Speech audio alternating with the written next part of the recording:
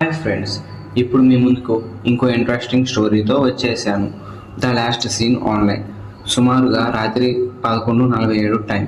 రవి తన ఫ్రెండ్కి మెసేజ్ పంపించాడు, రా నేను ఇంటి బయట ఉన్నాను అని. కొన్ని సెకండ్లకే సోము రిప్లై ఇచ్చాడు, నేను బయట ఉన్నారా, ఇంట్లో ఎవరు లేరు అని సోము రవికి చెప్పాడు. రవి ఎంతో కంగారు పడ్డాడు. అయితే నేను ఎవరి ఇంటి ముందు నిలబడ్డాను అని ఆలోచనలో పడ్డాడు. అతను మెల్లగా తలుపు దగ్గరకు నడిచాడు. చుట్టూ నిశ్శబ్దం, గాలి కూడా వినిపించట్లేదు.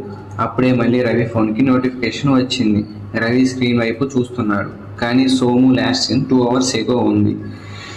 రవి చేతులు వణికాయి. మెల్లగా వెనకకు తిరిగాడు. చీకటి మాత్రమే కనిపిస్తుంది.